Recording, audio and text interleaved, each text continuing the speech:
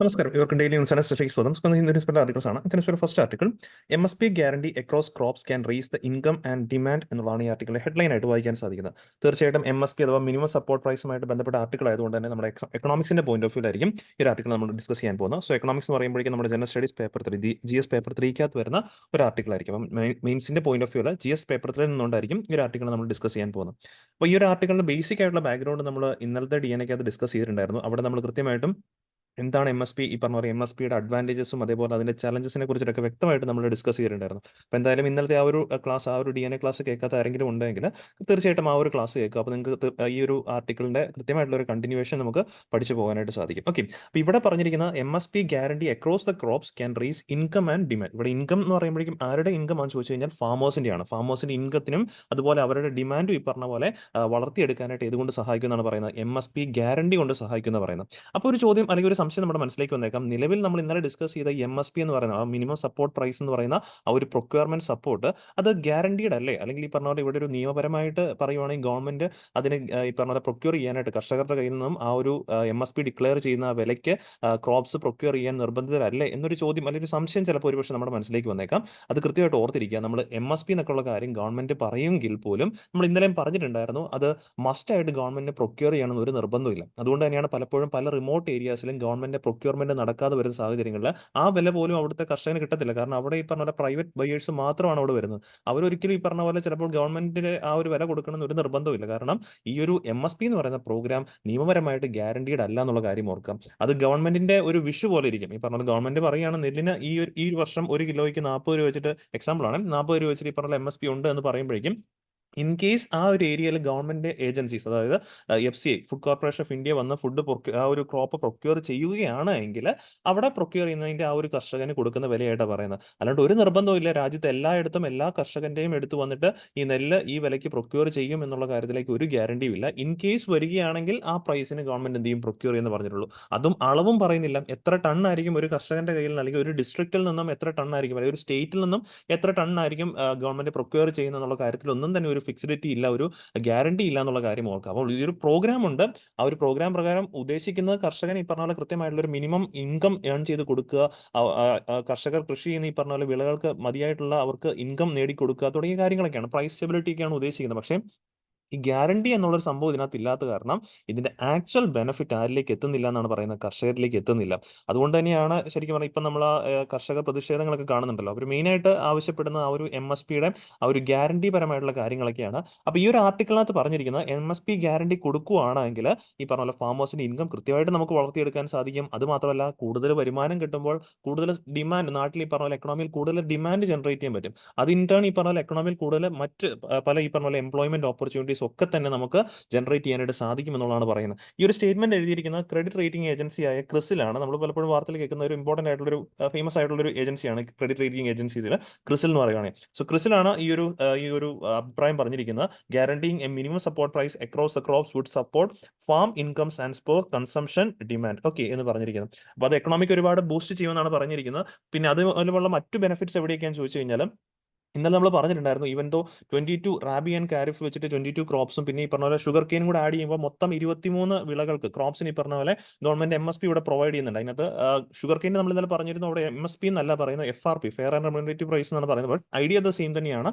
അപ്പോൾ എന്തായാലും ഈ 23 ക്രോപ്പുകൾക്ക് ഇതിനകത്ത് ഏറ്റവും കൂടുതൽ ഗവൺമെന്റ് പ്രൊക്യൂർ ചെയ്യുന്നത് ഏതാണ് നമ്മൾ ഇന്നലെ പറഞ്ഞിരുന്നത്? വീറ്റും അതേപോലെ പാഡിയാണ്. റൈസും വീറ്റും ആണ് ഏറ്റവും കൂടുതൽ ഗവൺമെന്റ് പ്രൊക്യൂർ ചെയ്യുന്നത്. കാരണം ഈ രണ്ട് ധാന്യങ്ങളാണ് FCIയിലൂടെ, ഫുഡ് കോർപ്പറേഷൻ ഓഫ് ഇന്ത്യയിലൂടെ പ്രൊക്യൂർ ചെയ്തിട്ട് നമ്മൾ ഈ പറഞ്ഞ റേഷൻ ഷോപ്പ് വഴി നമ്മുടെ നാഷണൽ ഫുഡ് സെക്യൂരിറ്റി ആക്ട് മുഖാന്തരം ഗവൺമെന്റ് ജനങ്ങൾക്ക് ഇവിടെ വിതരണം ചെയ്ത് കൊടുക്കുന്നത്. അതുകൊണ്ട് തന്നെ നാട്ടിൽ ഈ പറഞ്ഞ പോലെ ഈ 23 ക്രോപ്സിനും MSP ഗവൺമെന്റ് ഡിക്ലെയർ ചെയ്യുമെങ്കിൽ പോലും ഗവൺമെന്റ് ഏറ്റവും കൂടുതൽ പ്രൊക്യൂർ ചെയ്യുന്നത് ഏത് രണ്ട് വിളകൾ മാത്രമാണ്? വീറ്റും പാഡിയും മാത്രമാണ്. ഇവിടെ അതിന്റെ ഒരു ഡേറ്റ തന്നിട്ടുണ്ട്. മുമ്പത്തെയാണ് ഈ പറഞ്ഞ പോലെ കാരിഫ് 2022 സീസണിലെയും റാബി 2023 സീസണിലെയും നോക്കുവാണെങ്കിൽ just 9% of mustard production was procure. അതായത് നമ്മുടെ രാജ്യത്ത് ഉൽപ്പാദിപ്പിച്ച മസ്റ്റാർഡിന് MSP ഒക്കെ നമ്മൾ കൊടുക്കുന്നുണ്ട്. എങ്കിൽ നമ്മുടെ രാജ്യത്ത് ഈ പറഞ്ഞ ഉൽപ്പാദിപ്പിച്ച മസ്റ്റാർഡിന്റെ 9% മാത്രമാണ് ഗവൺമെന്റ് എന്ത് ചെയ്ത് പ്രൊക്യൂർ ചെയ്തത്. അതേപോലെ തന്നെ മറ്റ് പല ഈ പറഞ്ഞ പോലെ ക്രോപ്സ് ഒക്കെ എടുത്ത് നോക്കുവാണെങ്കിൽ 3% മാത്രം പ്രൊക്യൂർ ചെയ്ത ക്രോപ്സും ഉണ്ട്. ഏറ്റവും കൂടുതൽ പ്രൊക്യൂർ ചെയ്ത് ഏതാണ്? റൈസും വീറ്റും എന്നുള്ള കാര്യം ഓർക്കും. പാഡിയുടെ കാര്യത്തിൽ ഈ പറഞ്ഞ പോലെ 41% ആണ് റൈസിന്റെ കാര്യത്തിൽ പ്രൊക്യൂർമെന്റ് നടന്നത്.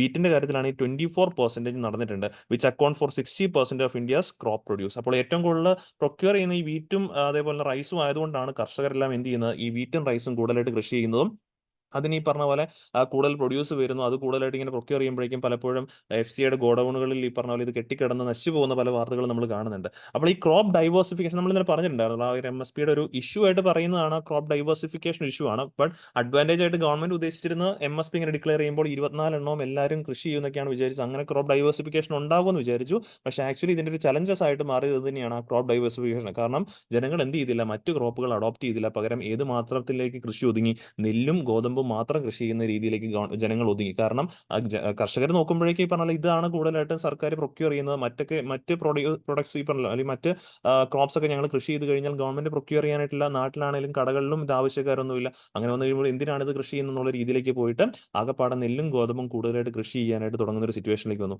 ബട്ട് ഇപ്പോൾ ഈ ഒരു ആർട്ടിക്കിൾ പറയുവാണ്, സർക്കാർ ഈ ഒരു 23 ക്രോപ്സിനും ഇൻക്ലൂഡിംഗ് ഷുഗർ കെയിൻ 23 ക്രോപ്സിനും ആ ഒരു MSP ഗ്യാരണ്ടി ചെയ്ത് കൊടുക്കുകയാണെങ്കിൽ, ഒരു നിയമപരമായിട്ടൊരു ഗ്യാരണ്ടി സിസ്റ്റം കൊണ്ടുവരുവാണെങ്കിൽ കർഷകർ എന്ത് ചെയ്തോളും, ആ 23 മാറ്റി മാറ്റി ഈ പറഞ്ഞ പോലെ നെല്ലും ഗോതമ്പും മാത്രമല്ലാതെ മറ്റ് ക്രോപ്സും ഈ പറഞ്ഞ പോലെ എന്ത് ചെയ്തോളും, കർഷകർ ഈ പറഞ്ഞ പോലെ കൃഷി ചെയ്യാനായിട്ട് തുടങ്ങിക്കോളും. അങ്ങനെ നമുക്ക് ആ ഉദ്ദേശിച്ച പോലെ ക്രോപ്പ് ഡൈവേഴ്സിഫിക്കേഷൻ കൊണ്ടുവരാൻ സാധിക്കുമെന്നുള്ളതാണ് ഇതിനകത്ത് പറഞ്ഞിരിക്കുന്നത്. പിന്നെ അത് മാത്രമല്ല, പ്രധാനമായിട്ടും ശ്രദ്ധിക്കേണ്ട ഒരു കാര്യം ഇതിനകത്ത് പറയുന്നുണ്ട്, ആ ഒരു ക്രോപ്പ് ഡൈവേഴ്സിഫിക്കേഷനോടൊപ്പം തന്നെ ഈ പറഞ്ഞ പോലെ ഈ ഡിമാൻഡും വർദ്ധിപ്പിക്കാൻ സാധിക്കും. കാരണം ഇൻകം കൂടുതൽ കിട്ടുമല്ലോ, കൂടുതൽ ഈ പറഞ്ഞ ഗ്യാരണ്ടി ചെയ്ത് കൊടുക്കുമ്പോഴേക്കും എന്തായാലും ഗവൺമെന്റ് പ്രൊക്യൂർ ചെയ്യും. ആ പ്രൊക്യൂർ ചെയ്ത് കഴിയുമ്പോഴേക്കും വരുമാനം കൂടുതൽ കർഷകന് കിട്ടും. ആ ഇൻക്രീസ്ഡ് വരുമാനം നാട്ടിൽ എന്ത് ചെയ്യും, അവർ കൂടുതൽ സ്പെൻഡ് ചെയ്യുമ്പോഴേക്കും എക്സ്ട്രാ ഡിമാൻഡ് എക്കണോമിയിൽ ജനറേറ്റ് ചെയ്യുകയും ആ ഡിമാൻഡ് ഈ പറഞ്ഞ പോലെ ഇൻക്രീസ്ഡ് എംപ്ലോയ്മെന്റ് ഓപ്പർച്യൂണിറ്റീസ് ആയിട്ട് മാറുകയും അങ്ങനെ ഈ പറഞ്ഞ പോലെ നാഷണൽ ഇൻകം വർദ്ധിക്കുന്ന ഒരു പോസിറ്റീവ് ആയിട്ടുള്ള എക്കണോമിക് ഗ്രോത്ത്, ഒരു വെർച്വസ് ആയിട്ടുള്ള ഒരു എക്കണോമിക് ഗ്രോത്തിലേക്ക് രാജ്യം പോകും എന്നുള്ള രീതിയിൽ നമ്മൾ ഈ ഒരു ആർട്ടിക്കിളിനകത്ത് പറയുന്നുണ്ട്. ഇനി ഇതെല്ലാം നടപ്പാക്കാനായിട്ട് ഈ പറഞ്ഞ കഴിഞ്ഞ വർഷത്തെ ആ ഒരു പ്രൊഡക്ഷന്റെ ഒരു ലെവൽ താരതമ്യം ചെയ്ത് നോക്കുമ്പോഴേക്കും ഇൻ കേസ് ഗവൺമെന്റ് ഇത് ഗ്യാരണ്ടി കൊടുക്കുവാണെങ്കിൽ ഗവൺമെന്റ് ചെലവാക്കേണ്ടി വരുന്ന തുക എന്ന് പറഞ്ഞു കഴിഞ്ഞാൽ 21,000 കോടി രൂപയാണെന്നുള്ള കാര്യവും പറയുന്നുണ്ട്.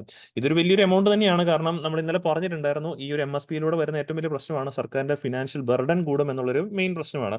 ബട്ട് ഇതൊരു കണക്കിൽ നമ്മൾ നോക്കുവാണെങ്കിൽ ഈ ഒരു പൈസ കർഷകന് കൊടുക്കുന്നു. ഇൻ കേസ് ഇത് കറങ്ങിത്തിരിഞ്ഞ് എവിടെ തന്നെയാണ് വരുന്നത്, എക്കണോമിയിലേക്ക് തന്നെ ഈ സാധനം കറങ്ങിത്തിരിഞ്ഞ് വരാനായിട്ടുള്ള സാധ്യതയുണ്ട്. സോ ഇത് ഗവൺമെന്റ് ആലോചിക്കുവാണെങ്കിൽ, ഇങ്ങനെ ഒരു ഗ്യാരണ്ടി സിസ്റ്റം നടപ്പാക്കുവാണെങ്കിൽ നമ്മുടെ എക്കണോമിക്ക് അതൊരു പോസിറ്റീവ് ഗ്രോത്ത് ഉണ്ടാക്കി കൊടുക്കാൻ സാധിക്കും എന്നുള്ളതാണ് ഇപ്പോൾ ഈ ഒരു ആർട്ടിക്കിളിനകത്ത് പറഞ്ഞിരിക്കുന്നത്. Especially farmers will tend to move to other crops other than paddy and wheat. അതാണ് മെയിൻ ഇതിനകത്ത് ഹൈലൈറ്റ്.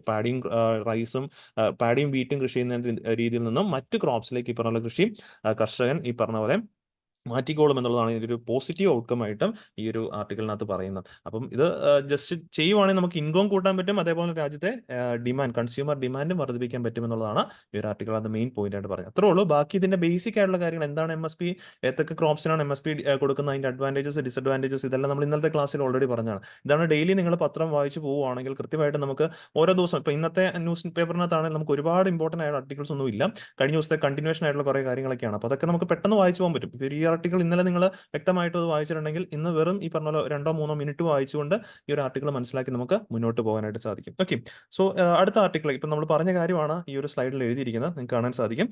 ദെൻ അടുത്തൊരു ആർട്ടിക്കിലേക്ക് നമ്മൾ മൂവ് ഓൺ ചെയ്യുകയാണ്. നമ്മുടെ എഡിറ്റോറിയൽ പേജിൽ, ഇന്നത്തെ എഡിറ്റോറിയൽ പേജിൽ ഏറ്റവും പ്രധാനപ്പെട്ട ഒരു ആർട്ടിക്കിൾ എന്ന് പറയാൻ സാധിക്കുന്നത് ഇത് തന്നെയാണ്, A demand that could hamper gender equality എന്നുള്ളതാണ് ഈ ആർട്ടിക്കിളെ ഹെഡ്ലൈൻ ആയിട്ട് വായിക്കാൻ സാധിക്കുന്നത്. അപ്പോൾ തീർച്ചയായിട്ടും ജെൻഡർ ഇക്വാളിറ്റി ഒക്കെ ആയിട്ട് ബന്ധപ്പെട്ട് വന്നിരിക്കുന്ന ഒരു ടോപ്പിക്കാണ് നമുക്ക് സോഷ്യൽ ജസ്റ്റിസിന്റെ angle, general studies paper 2 GS paper 2 വരുന്ന സോഷ്യൽ ജസ്റ്റിസിന്റെ പോയിന്റ് ഓഫ് വ്യൂലായിരിക്കും ഈ ഒരു ആർട്ടിക്കിളിനെ നമ്മൾ മെൻഷൻ ചെയ്യാനായിട്ട് പോകുന്നത്. ഓക്കെ, അപ്പോൾ ഈ ഒരു ആർട്ടിക്കിളിനകത്ത് മെയിൻ ഹൈലൈറ്റ് എന്ന് പറഞ്ഞു കഴിഞ്ഞാൽ ഇപ്പോൾ നിങ്ങൾക്ക് മനസ്സിലായി കാണാം, ഹെഡ്ലൈനിൽ തന്നെ കിടപ്പുണ്ട്, ജെൻഡർ ഇക്വാളിറ്റിയുമായിട്ട് ബന്ധപ്പെട്ടാണ്. ഓക്കെ, മെയിൽ ഫീമെയിൽ വ്യത്യാസങ്ങളൊന്നും ഇല്ലാത്ത ആ ഒരു ജെൻഡർ ഇക്വാളിറ്റിയെ കുറിച്ചിട്ടാണ് ഈ ഒരു ആർട്ടിക്കിളിനകത്ത് പ്രധാനമായിട്ട് ഹൈലൈറ്റ് ചെയ്യുന്നത്. അപ്പോൾ ഈ ഒരു ടോപ്പിക്കിലേക്ക് കടക്കുന്നതിന് മുമ്പ് കുറച്ച് ഈ ഒരു ബേസ് ബാക്ക്ഗ്രൗണ്ട് അല്ലെങ്കിൽ ഇമ്പോർട്ടൻറ്റ് പോയിന്റ്സ് ഒക്കെ നമുക്ക് മനസ്സിലാക്കാം.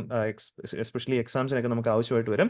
അത്തരത്തിൽ ഈ ഒരു ആർട്ടിക്കിളിനകത്ത് എക്സ്പ്ലെയിൻ ചെയ്തിരിക്കുന്ന റിപ്പോർട്ടുണ്ട്, ഗ്ലോബൽ ജെൻഡർ ഗ്യാപ്പ്. നമ്മൾ കഴിഞ്ഞ ദിവസം ഈ പറഞ്ഞ പോലെ വേൾഡ് എക്കണോമിക് ഫോറത്തിന് ആ ഒരു ആർട്ടിക്കിൾ ഡിസ്കസ് ചെയ്തപ്പോൾ നമ്മൾ പഠിച്ചതാണ്, വേൾഡ് എക്കണോമിക് ഫോറത്തിന്റെ ഇമ്പോർട്ടൻ്റ് ആയിട്ട് റിപ്പോർട്ടുകളെ കുറിച്ച് നമ്മൾ പഠിച്ചിട്ടുണ്ടായിരുന്നു. അവിടെ നമ്മൾ പറഞ്ഞായിരുന്നു വേൾഡ് എക്കണോമിക് ഫോറം പബ്ലിഷ് ചെയ്യുന്ന പ്രധാനപ്പെട്ട ഒരു റിപ്പോർട്ടാണ് ഈ ഗ്ലോബൽ ജെൻഡർ ഗ്യാപ്പ് റിപ്പോർട്ട് എന്ന് പറയുന്നത്. ആനുവലി എല്ലാ വർഷവും പബ്ലിഷ് ചെയ്യുന്ന റിപ്പോർട്ടാണ്.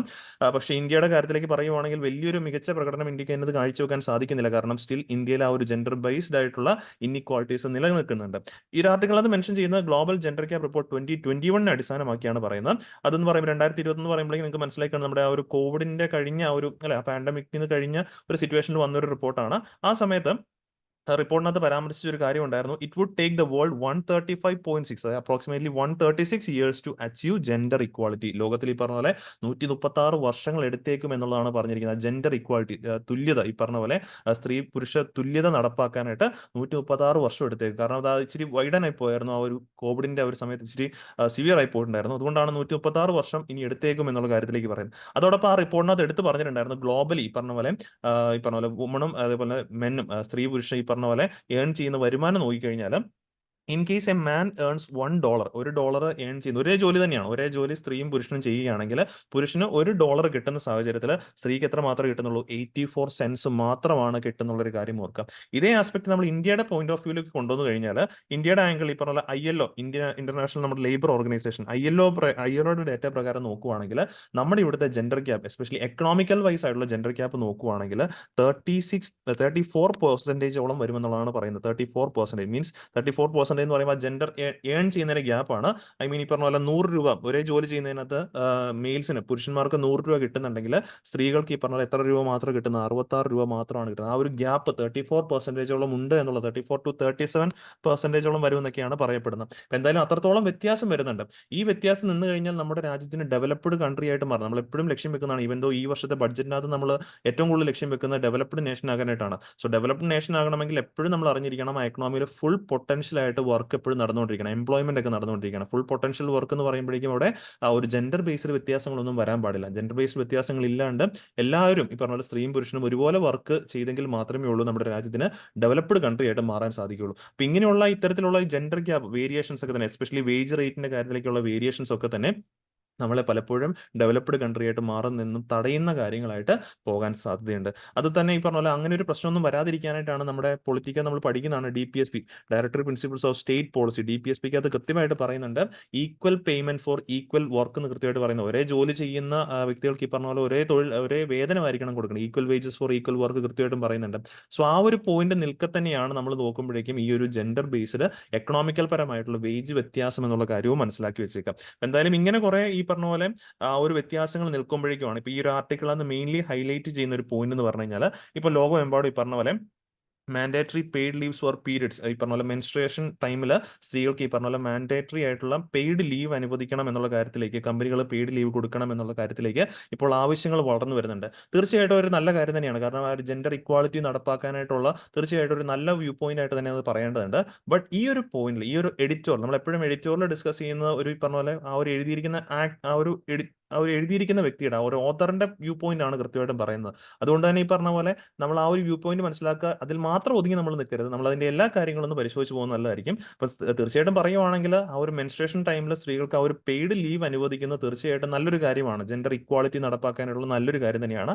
ബട്ട് ഈ ഒരു ആർട്ടിക്കിളിനകത്ത് ഓതറിന്റെ അഭിപ്രായത്തിൽ ഒരു പക്ഷേ അങ്ങനെ ഒരു പെയ്ഡ് ലീവിലേക്ക് ഈ പറഞ്ഞ പോലെ നിർബന്ധിച്ച് ഈ പറഞ്ഞ പോലെ കമ്പനികളെ നിർബന്ധിച്ച് അങ്ങനെ ഒരു പെയ്ഡ് ലീവ് കൊടുക്കുന്നത്, മെൻസ്ട്രേഷൻ ടൈമിൽ ഒരു പെയ്ഡ് ലീവ് കൊടുക്കുന്നത് ഒരു പക്ഷേ അത് ജെൻഡർ ഇക്വാളിറ്റി നടപ്പാക്കുന്നത് തടയാൻ ചിലപ്പോൾ ഇടയാക്കിയേക്കും, അല്ലെങ്കിൽ മീൻസ് ജെൻഡർ ഇൻഇക്വാളിറ്റി വരാനായിട്ട് അത് ഇടയാക്കിയേക്കും എന്നുള്ളതാണ് ഈ ഓതർ പറയുന്നത്. എങ്ങനെയാണെന്നുള്ളൊരു പോയിന്റും ഇതിനകത്ത് പറയുന്നുണ്ട്. അതിന് വേണ്ടിയിട്ട് നമ്മൾ കേസ് സ്റ്റഡി ആയിട്ട് ചർച്ച ചെയ്യാൻ പോകുന്ന ജപ്പാന്റെ ഒരു എക്സാമ്പിൾ കൂടിയാണ്. ജപ്പാനിൽ ശരിക്കും പറഞ്ഞാൽ 1970s ആ ഒരു 1970s കാലഘട്ടം തൊട്ട് തന്നെ ഇത്തരത്തിൽ ഈ പറഞ്ഞ പോലെ മെൻസ്ട്രേഷൻ ടൈമിലേക്ക് സ്ത്രീകൾക്ക് ഈ പറഞ്ഞ പോലെ പെയ്ഡ് ലീവ് കമ്പനികൾ കൊടുക്കാനുള്ള നിയമവും കാര്യങ്ങളൊക്കെ അവിടെയുണ്ട്. ബട്ട് ഈവൻ ദോ അവിടെ അങ്ങനെ ഒരു നിയമവും കാര്യങ്ങളും ഉണ്ടായിട്ട് പോലും സ്റ്റിൽ അവിടെ ജപ്പാനിൽ ഈ പറഞ്ഞ പോലെ ജെൻഡർ ഇക്വാളിറ്റി നടപ്പാക്കാനായിട്ട് സാധിക്കുന്നില്ല. അപ്പൊ അത്രത്തോളം ഈ പറഞ്ഞ പോലെ ഒരുപക്ഷെ നമ്മൾ ഇങ്ങനെ ഒരു നിയമങ്ങളൊക്കെ കൊണ്ടുവന്ന് കഴിയുമ്പോഴേക്കും അത് നെഗറ്റീവ് ആയിട്ടുള്ള ഒരു എഫക്റ്റ് കൊണ്ടുവരാനായിട്ട് സാധ്യതയുണ്ട് എന്നുള്ളതും ഈ ഒരു ആർട്ടിക്കിളിനകത്ത് ഓതർ പറയുന്നുണ്ട്. കാരണം വേറൊരു എക്സാമ്പിൾ കൂടെ ഓതർ ഇതിനകത്ത് പറയുന്നുണ്ട്. ശരിക്കും പറഞ്ഞാൽ നമ്മളിപ്പം നമ്മുടെ രാജ്യത്ത് ഈ പറഞ്ഞ പോലെ സ്ത്രീകളെയാണെങ്കിലും കമ്പനികൾ ഹയർ ചെയ്ത് കഴിയുമ്പോഴേക്കും അത് മാരീഡ് ആയിക്കോട്ടെ അല്ലെങ്കിൽ അൺമാരീഡ് ആയിട്ടുള്ള ഈ പറഞ്ഞ പോലെ സ്ത്രീകളെയാണെങ്കിലും ഹയർ ചെയ്ത് കഴിയുമ്പോഴേക്കും ഈ പറഞ്ഞ പോലെ അവർക്ക് കുട്ടികളൊക്കെ ഉണ്ടാകുന്ന സമയത്ത് ആ ഒരു പ്രഗ്നൻസി ലീവ് ഒക്കെ തന്നെ അപ് ടു 26 വീക്സ് ഈ പറഞ്ഞ പോലെ പെയ്ഡ് ലീവ് അനുവദിക്കണം എന്നുള്ള കാര്യത്തിലേക്ക് നിയമവും കാര്യങ്ങളൊക്കെ ഉണ്ട്.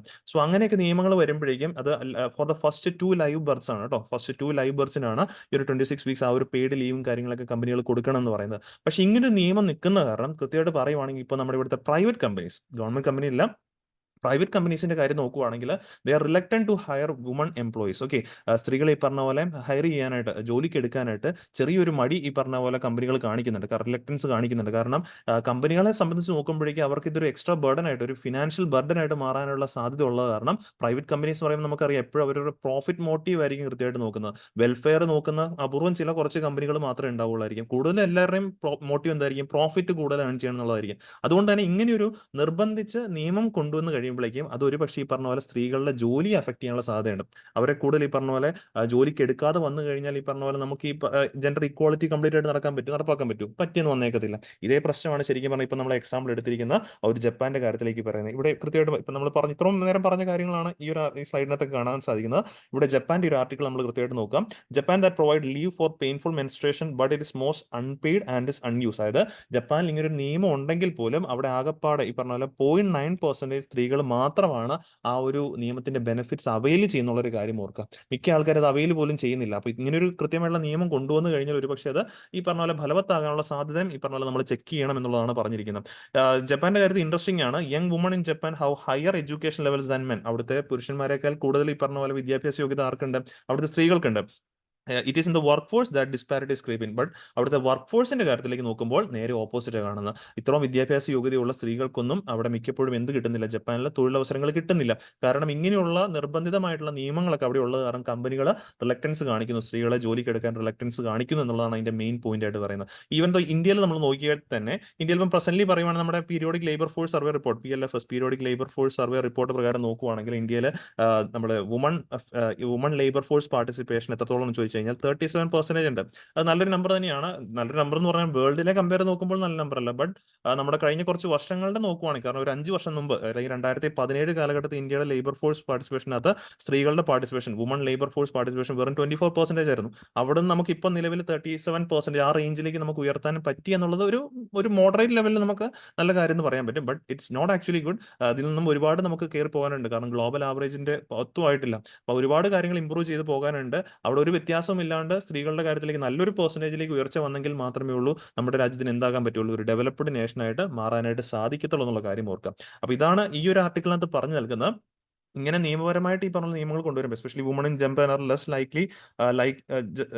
Likely to be employed even with the same credentials than men and are often paid lesser. ഇങ്ങനെയുള്ള പല പ്രശ്നങ്ങൾ കാണുന്നുണ്ട്. ഒന്ന് വർക്കിന് എടുക്കുന്നത് കുറയുന്നു, അല്ലെങ്കിൽ ഈ പറഞ്ഞ പോലെ ഈ പറഞ്ഞ പോലെ തുല്യമായിട്ടുള്ള വേതനം കിട്ടുന്നില്ല. ഇങ്ങനെ പല പ്രശ്നങ്ങൾ നിൽക്കുന്നുണ്ട്. അപ്പൊ ആക്ച്വലി ഈ ഒരു ഓദർ പറയുന്നത് ഇങ്ങനെയുള്ള കാര്യങ്ങൾ ഒരു നല്ല കാര്യമാണ്. ഇത്തരത്തിൽ മെൻസ്ട്രേഷൻ ടൈമിലാണെങ്കിലും പെയ്ഡ് ലീവ് അനുവദിക്കുന്നത്, അല്ലെങ്കിൽ പ്രഗ്നൻസി ടൈമിൽ പെയ്ഡ് ലീവ് അനുവദിക്കുന്നത്, ഇതെല്ലാം ആക്ച്വലി നല്ല കാര്യമാണ്. അത് ഇക്വാളിറ്റി നടപ്പാക്കാനായിട്ട് സഹായിക്കും. ബട്ട് ഇങ്ങനെ ഒരു നിർബന്ധിച്ച് നിയമപരമായിട്ട് കൊണ്ടുവന്ന് കഴിയുമ്പോഴേക്കും ചിലപ്പോൾ ഇത്തരത്തിലുള്ള ജപ്പാന്റെ കണ്ട പോലെയുള്ള പല പ്രശ്നങ്ങളും, കമ്പനികൾ റിലക്ടൻസ് കാണിക്കാനുള്ള പ്രശ്നങ്ങൾ ഉണ്ടാകാൻ സാധ്യതയുണ്ട്. കാരണം അവർ ഹയർ ചെയ്ത് കഴിഞ്ഞ് ഇങ്ങനെയുള്ള കാര്യങ്ങൾ കൊടുക്കണമെന്ന് കാണുമ്പോഴേക്കും അവർ സ്ത്രീകളെ എംപ്ലോയ്മെന്റിന് എടുക്കാനുള്ള സാധ്യത വളരെ കുറവാണ്. പകരം ഇങ്ങനെയുള്ള കാര്യങ്ങൾ എങ്ങനെ വരണം എന്നാണ് ചോദിച്ചു കഴിഞ്ഞാൽ it should come from our own. എനിക്ക് പറഞ്ഞു നമ്മുടെ ഈ പറഞ്ഞ പോലെ നമ്മൾ സ്വന്തമായിട്ട്, അല്ലെങ്കിൽ നമ്മളൊരു കമ്പനി നടത്തുന്ന ആള് അത് സ്വമേധയാ കൊണ്ടുവരേണ്ട കാര്യങ്ങളാണ്. അവിടെ വർക്ക് ചെയ്യുന്ന വുമൺ എംപ്ലോയീസിന് ഈ പറഞ്ഞ പോലെ പെയ്ഡ് ലീവ് അനുവദിക്കുക, മെൻസ്ട്രേഷൻ ടൈമിലും അതേപോലെ തന്നെ പ്രഗ്നൻസി ടൈമിലും പെയ്ഡ് ലീവ് അനുവദിക്കുക. ഇങ്ങനെയുള്ള കാര്യങ്ങൾ ഓരോ കമ്പനികൾ അവർ സ്വമേധയാ തോന്നിക്കൊണ്ടുവന്നെങ്കിൽ മാത്രമേ അതിനൊരു സസ്റ്റൈനബിലിറ്റി ഉണ്ടാകാൻ സാധിക്കുകയുള്ളൂ. അല്ലെങ്കിൽ ഈ പറഞ്ഞ പോലെ കൂടുതൽ എംപ്ലോയ്മെന്റ് സ്ത്രീകൾക്കിടയിലാണെങ്കിലും നമ്മുടെ രാജ്യത്ത് ക്രിയേറ്റ് ചെയ്യണമെങ്കിൽ ഇങ്ങനെ ഒരു തോന്നൽ സ്വമേധയാ തോന്നി ഉണ്ടാകണം എന്നുള്ളതാണ് ഈ ഒരു ആർട്ടിക്കിളിനകത്ത് പറയുന്നത്. അല്ലാണ്ട് നിർബന്ധിച്ച് ഈ പറഞ്ഞ പോലെ നിയമപരമായിട്ട് കൊണ്ടുവന്ന് കഴിഞ്ഞു കഴിഞ്ഞാൽ ഈ ഒരു ജപ്പാന്റെ കാര്യത്തിലേക്ക് വന്ന പോലെയുള്ള ഒരു നെഗറ്റീവ് എഫക്റ്റ് ഒരുപക്ഷെ നമ്മുടെ രാജ്യത്തും വരാൻ ഇടയാക്കും എന്നുള്ളതാണ് ഈ ഒരു ആർട്ടിക്കിളിനകത്ത് ഈ ഓഥർ പറയുന്നത്. അപ്പം ഇത്രയും വ്യൂ പോയിന്റ് ഓർത്തിരിക്കുക. ശരിക്കും പറഞ്ഞാൽ നല്ല കാര്യമാണ്. ബട്ട് ഇത് നിർബന്ധിച്ച് ചെയ്യുമ്പോഴേക്കും ഇങ്ങനെ ഒരു സൈഡ് എഫക്ട് ഇതിന് വരാൻ സാധ്യതയുണ്ടെന്നുള്ളൊരു പോയിന്റ് കൃത്യമായിട്ട് മനസ്സിലാക്കിയിരിക്കുക. അപ്പോൾ ഇത്രയും ആർട്ടിക്കിൾസ് ആണ് ശരിക്കും പറഞ്ഞാൽ ഇന്നത്തെ ന്യൂസ് പേപ്പറിൽ നമുക്ക് പഠിക്കാനായിട്ടുണ്ടായിരുന്നത് എക്സാമിന്റെ വ്യൂ പോയിന്റിൽ. പിന്നെ ഡിസ്കസ് ചെയ്ത ആർട്ടിക്കിൾസ് എല്ലാവർക്കും ക്ലിയർ ആണെന്ന് വിശ്വസിക്കുന്നു. വീണ്ടും നമുക്ക് അടുത്ത ദിവസം കാണാം. താങ്ക്